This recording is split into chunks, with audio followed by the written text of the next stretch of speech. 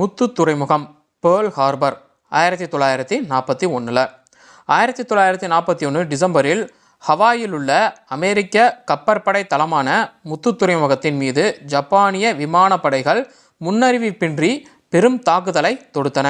நீங்கள் இந்த pearl harbour அப்படின்னு சொல்லிட்டு ஒரு இங்கிலீஷ் படம் இருக்குது, அதில் பார்த்துருந்தீங்க அப்படின்னா எந்த ஒரு முன்னறிவிப்புமே இல்லாமல் காலங்காத்தால் பார்த்திங்கன்னா ஜப்பானிய படைகள் அந்த அமெரிக்க கப்பற்படை தளமான அந்த ஹவாயில் உள்ள முத்து துறைமுகத்தை, அதாவது பேர்ல் ஹார்பர் பார்த்திங்கன்னா தாக்குற மாதிரி அந்த படம் பார்த்திங்கன்னா எடுத்திருப்பாங்க. ஸோ அதை பற்றி தான் சொல்கிறாங்க பாருங்கள். 1941 டிசம்பரில் ஹவாயில் உள்ள அமெரிக்க கப்பற்படை தளமான முத்து துறைமுகத்தின் மீது ஜப்பானிய விமானப்படைகள் முன்னறிவிப்பின்றி பெரும் தாக்குதலை தொடுத்தன. எப்போ தாக்குதலை தொடுத்திருக்காங்க அப்படின்னா 1941 டிசம்பரில். இந்த ஆண்டை நோட் பண்ணிக்கோங்க. எந்த துறைமுகத்து மேலே ஜப்பானிய விமானப்படை தாக்குதல் நடத்துச்சு அப்படின்னா முத்து துறைமுகம் பேர்ல் ஹார்பர் மேலே பார்த்திங்கன்னா தாக்குதல் நடத்தியிருக்கு 1941.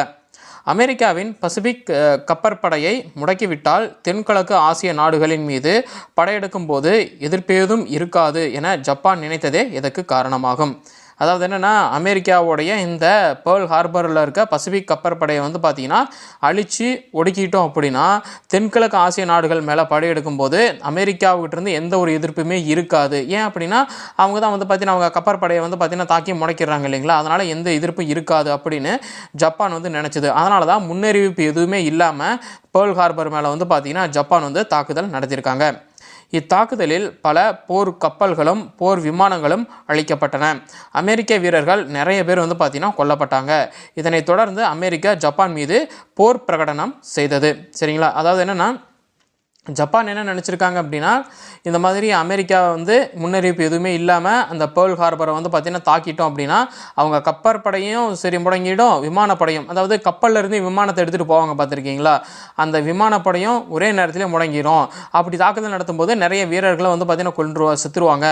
அதனால் தென்கிழக்கு ஆசிய நாடுகள் மேலே படையெடுக்கும் போது நமக்கு எந்த ஒரு எதிர்ப்புமே இருக்காது, நம்ம ஈஸியாக படையெடுத்துடலாம் அப்படின்னு ஜப்பான் பார்த்திங்கன்னா நினச்சி இந்த மாதிரி தாக்குதல் நடத்தியிருக்காங்க.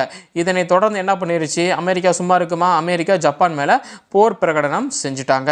சரிங்களா, ஸோ இந்த கீழே இந்த படத்தில் கொடுத்துருக்காங்க பாருங்கள், இதுதான் பார்த்தீங்கன்னா பேர்ல் ஹார்பர் தாக்கப்படுறது, இந்த ஃபோட்டோ இதில் கொடுத்துருக்காங்க.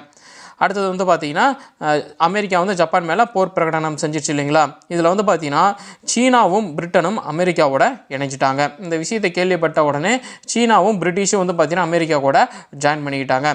இதனால் ஆசிய பசிபிக் போரும் ஐரோப்பிய போரும் ஒன்றிணைந்து ஒரு பொது காரணத்திற்கான போராக மாறியது. இதோட பார்த்தீங்கன்னா சீனாவும் பிரிட்டனும் அமெரிக்கா கூட இணைஞ்சிட்டாங்க. இப்போ என்ன பண்ணிட்டாங்க, ஜப்பான் அச்சு நாடுகளில் ஒன்றான ஜப்பான் மேலே அமெரிக்கா பார்த்தீங்கன்னா போர் பிரகடனம் செஞ்சுட்டாங்க. அவங்க எங்களையே முன்னறிவிப்பு எதுவுமே இல்லாமல் தாக்கிட்டாங்க, நாங்கள் இதை சும்மா வர மாட்டோம், நாங்கள் போர் செய்ய போகிறோம் ஜப்பான் மேலேன்னு சொல்லிட்டாங்க. இதை பார்த்துட்டு என்ன பண்ணுறாங்க, பிரிட்டனும் சீனாவும் நாங்களும் உங்கள் கூட இணைஞ்சிக்கிறோம் அப்படின்னு சொல்லி இணைஞ்சிட்டாங்க. ஆல்ரெடி பார்த்தீங்கன்னா நேச நாடுகளில் இருக்குது, பிரிட்டிஷும் சீனாவும் நேச நாடுகள் கணக்கில் இருக்குது, ஜப்பான் அச்சு நாடு. இப்போ என்ன பண்ணிடுச்சு, அமெரிக்கா கூட இந்த ரெண்டு நாடு இணைஞ்சிருச்சு. அப்படிங்கிறதுனால என்ன ஆயிடுச்சு அப்படின்னா ஆசிய பசிபிக் போரும் ஐரோப்பிய போரும் ஒன்றா சேர்ந்து ஒரு பொது காரணத்திற்கான போராக மாறிடுச்சு. மிக முக்கியமாக இந்த தாக்குதல் பெருமளவிலான வளங்களை கொண்டிருந்த அமெரிக்க நாட்டை நேச நாடுகளின் அணியில் இப்போரில் பங்கேற்க வைத்தது. இந்த மாதிரி ஜப்பான் பார்த்தீங்கன்னா எதிர்பாராத விதமாக பேர்ல் ஹார்பரில் போய் தாக்கிட்டாங்க இல்லைங்களா.